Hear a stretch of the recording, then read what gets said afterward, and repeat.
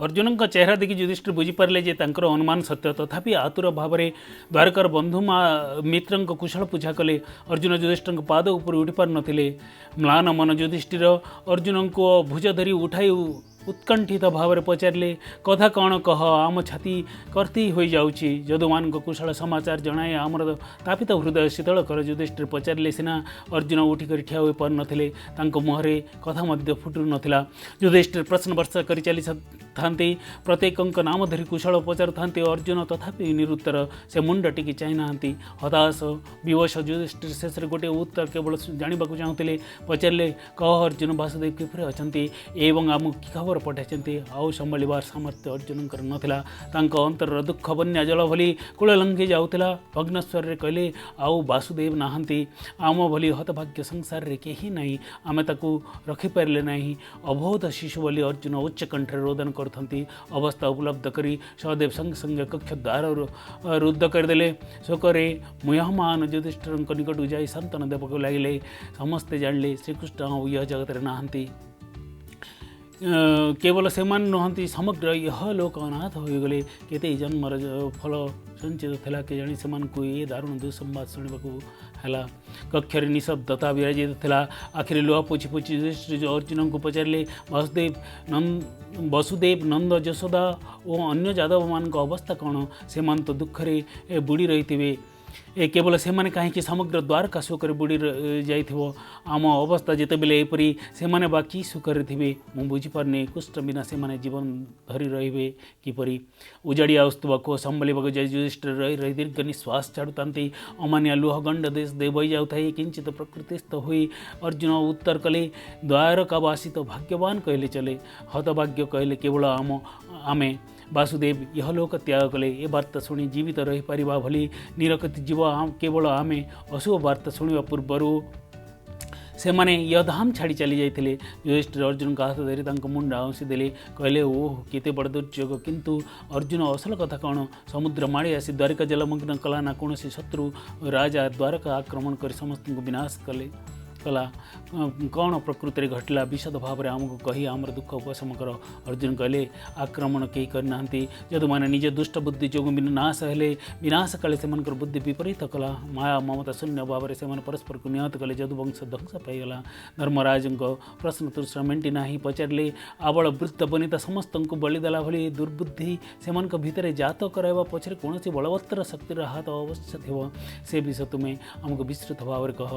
एति भितर अर्जुन किछि मात्रा शांत हेले द्वारका वृत्तांत से कहवा आरंभ कले। भीम नकुल सदैव अर्जुन कथा आग्रह शुणुता। वासुदेव संकल्प बिना ए वसुधारे केते क्षुद्र हेले भी कौन घटना घटब ना बोली मु वर्तमान भल भाव उपलब्धि करि से ही सूत्रधर भाव में प्रेक्षालय क्या जानवाक न दे छपी बसी था क्यों चरित्र को क्यों भूमिका से दे था से भूमिका से अभिनय करने को बाध्य। यही नाटकर विभिन्न दृश्य दर्शक मान मन परिवर्तन आनीपे सीना सूत्रधर मन रे किंतु दृश्यर विचित्रता लेस मात्र प्रभाव पकाई पारे नहीं। केवे कहा द्वारा कौन कहबे वा कराइबे से बुद्धि से तार भितर उदय कराई थांती से जन्मांतर कर्मफल किछि अंश भी जड़ित थाए। अमर आत्मीय जदु माने स्वभावतः देवद्विज भक्त बोली तुम्हें जान तेरे क्यों महापुरुषों शाप जो हेउ किंवा जदु मान पूर्व पाप कर्मर फल लगी हेउ जहाँ सब घटीगला न देखले विश्वास करहब ना। प्रवास तीर्थ बड़ आडंबर और बिना विघ्न जदु माने 7 दिन यज्ञ करते शेष दिन में श्रीकृष्ण सम्मुखें पूर्णाहुति अर्पण कर मंगल स्नान सारी ब्राह्मण माने यज्ञ प्रसाद सेवन करने मध्याह्न समय जदु माने पंक्ति भोजन करते केतेक जदु बारुणी पान करी पंक्ति बसी था ब्राह्मण मैंने प्रसाद परिवेषण कला बेले से भितर केते जन मदोन्मत भाव में आपणा पर विचार न रखी परस्पर को आक्षेप करते क्रमशः ताहा अश्लील गालीगुलज पर्यवसित है। परवर्ती पदक्षेप स्वरूप से मैंने मरामरी हवा आरंभ करदे भाई या भगवत संकल्प छड़ा आउ कौन कहवा ता नहेले केते अज्ञान केते दुरंत दुर्जन हेले सुद्धा कहीं के निज हाथ में निजर पिता माता संतान संतति को हत्या करें। बाप को पुआ पुआ को बाप बड़ भाई को साना भाई को बड़ भाई ससुर को जुआई भिणई को सलाए यही रकम परस्पर को आघात करी परिशेष समस्ते मरी शैले से भाव चित्र वर्णन करवार भाषा मोर नहीं। अर्जुन मुंड को दुई हाथ रे धरी कांत को ଆଉ ଯେ ନିର୍ଜୀବ ଭାବରେ ବସିଗଲେ। ଦୁଃଖ ଓ ବିସ୍ମୟରେ ଅଭିଭୂତ ଯୁଧିଷ୍ଠିର ସମସ୍ତ ବିଷୟ ଆହୁରି ବିଶଦ ଭାବରେ ଜାଣିବା ଉଦ୍ଦେଶ୍ୟରେ ଅର୍ଜୁନ ସ୍କନ୍ଧରେ ହାତରେ ରଖି ବେଦନାର୍ଥ ସ୍ୱରରେ ପଚାରିଲେ, ଭାଇ କ'ଣ ଏଇସବୁ ତୁମେ କହୁଛ? ବିଶ୍ୱାସ କରିବା ପାଇଁ ମୋର ମନ ଚାହୁଁନାହିଁ। କିପରି ବିଶ୍ୱାସ କରିବି? ତୁମେ ଅସତ୍ୟ କହନି ଜାଣେ ବୋଲି ବିଶ୍ୱାସ କରିବାକୁ ବାଧ୍ୟ ହେଉଛି। ତାହା ନହେଲେ ତୁମେ ଯେଉଁ ଚିତ୍ର ଉନ୍ମୋଚନ କଲ ତାହା ପ୍ରକୃତିରେ ଅବିଶ୍ୱାସ୍ୟ। ଯଦୁବଂଶରେ ପରସ୍ପର ଭିତରେ ଥିବା ସ୍ନେହ ସଦ୍ଭାବ ଅନ୍ୟ କୌଣସି ଜାତି ବା ଗୋଷ୍ଠୀରେ ଥିବା ମୁଁ ଦେଖି ନାହିଁ କିମ୍ବା ଶୁଣି ନାହିଁ। ସେତିକି କେବଳ ନୁହେଁ, ଯଦୁମାନେ କେବେ ହେଲେ କୃଷ୍ଣଙ୍କ ଆଦେଶ ଅମାନ୍ୟ କରିନଥାନ୍ତି। ପରିସ୍ଥିତି କେତେ ଉତ୍ତେଜନାପୂର୍ଣ୍ଣ ହେଲେ ସୁଦ୍ଧା ଶ୍ରୀକୃଷ୍ଣ କହିବା ମାତ୍ରେ ଆଉ ଅଧିକ ନ କହି ସମସ୍ତେ ନୀରବ ହୁଅନ୍ତି। ସେପରି ଲୋକେ କୃଷ୍ଣଙ୍କ ଉପସ୍ଥିତିରେ ପର ଆପଣା ବିଚାର ନ ରଖି କିପରି ଯେ ପରସ୍ପରକୁ ବଧ କଲେ ତୁମେ କହିବା ଭଳି ଏହା ବିନାଶକାଳୀ ବିପରୀତ ବୁଦ୍ଧି ଛଡ଼ା ଆଉ କ'ଣ ହୋଇପାରେ? ହଉ, ଆଗ୍ରହ ନିଗ୍ରହ କରିବାରେ ବାସୁଦେବ ତ ମହାସମର୍ଥ।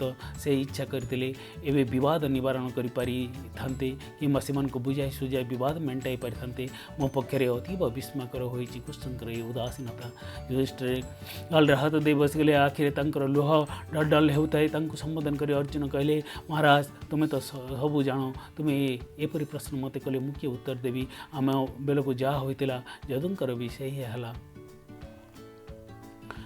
କୌରବ ମାନେ ବି ଆମର ଭାଇ। ଆମେ ଉଭୟ ପକ୍ଷରେ ଆତ୍ମସ୍ୱଜନ ମାନେ ବାଣ୍ଟି ହୋଇ ରହିଥିଲେ। ଶ୍ୟାମସୁନ୍ଦର ଥିଲେ ଉଭୟ ପକ୍ଷ ମଧ୍ୟରେ। ତଥାପି ତ ମହାଭାରତ ଯୁଦ୍ଧ ଘଟିଥିଲା। ଆମେ ଭାବି ଦେଖିଲେ ତାଙ୍କର ସଂକଳ୍ପ ବିନା ସେ ମହାଯୁଦ୍ଧ କ'ଣ ସଂଗଠିତ ହୋଇପାରିଥାନ୍ତା? ଉଭୟ ପକ୍ଷରୁ ଲଢ଼ି 40 ଲକ୍ଷ ସୈନ୍ୟ କ'ଣ ମରିଥାନ୍ତେ? କୌରବ ବଳ ସଂହାର କରି ଆମେ ଏ ରାଜତ୍ୱ ପାଇବା ବୋଲି କେବେ କ'ଣ ଭାବିଥିଲେ? ତାଙ୍କର ସଂକଳ୍ପ ବିନା କୌଣସି ଘଟଣା ଘଟେ ନାହିଁ କିମ୍ବା ତାଙ୍କର ସଂକଳ୍ପ ଲଙ୍ଘନ କରିଯିବା ସାଧ୍ୟ କାହାର ନାହିଁ। ସେ ନିର୍ଦ୍ଦେଶ ଦେବା ଭୂମିକାରେ ନିର୍ଦ୍ଦିଷ୍ଟ ସମୟରେ ଏ ପ୍ରକୃତି ରଙ୍ଗରେ ଅଭିନୟ କରିବା ଛଡ଼ା ଜୀବର ଅନ୍ୟ ପନ୍ଥା କିଛି ନାହିଁ।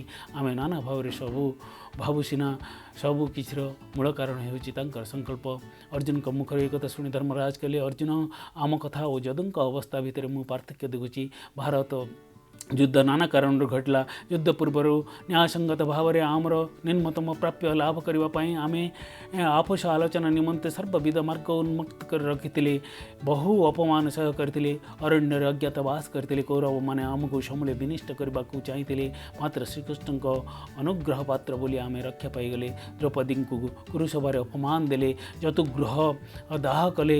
ଆହାରରେ ବିଷ ପ୍ରୟୋଗ କରିଥିଲେ। ଏସବୁ କାରଣରୁ ଆମ ମନରେ ଉତ୍ତେଜନା ସୃଷ୍ଟି ହେବା ସ୍ୱାଭାବିକ। ତେବେ ରଣଭୂମିରେ ଠିଆ ହେବା ପାଇଁ ମୁଖ୍ୟ ଥିଲା 3ଟି କାରଣ।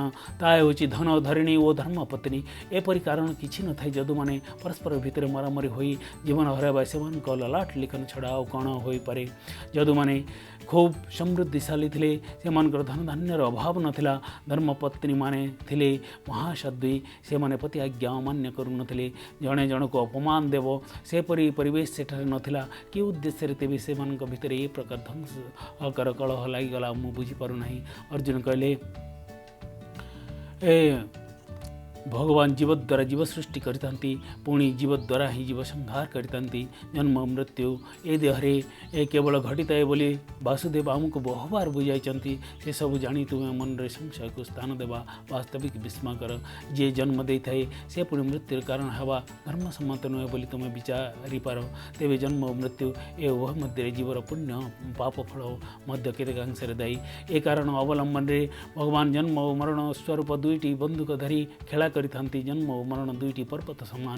ଉଭୟ ମଧ୍ୟ ଦେଇ ଜୀବନ ପ୍ରବାହିତ ହୋଇଥାଏ। ଏ ପ୍ରବାହ ପାର ହେବା ପାଇଁ ଭଗବାନ ଗୋଟିଏ ସେତୁ ନିର୍ମାଣ କରିଛନ୍ତି। ତାହା ହେଉଛି ଆତ୍ମଶକ୍ତି।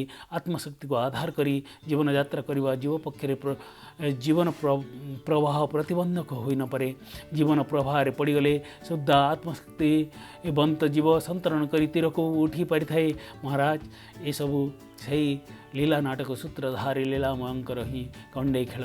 ଏ ପରିପ୍ରେକ୍ଷୀରେ ଦେଖିଲେ ଆମେ ବେଳକୁ କୌରବମାନେ ଦୋଷ କରିନଥିଲେ କିମ୍ବା ଏବେ ଯଦୁମାନେ ଦୋଷ କରିନାହାନ୍ତି।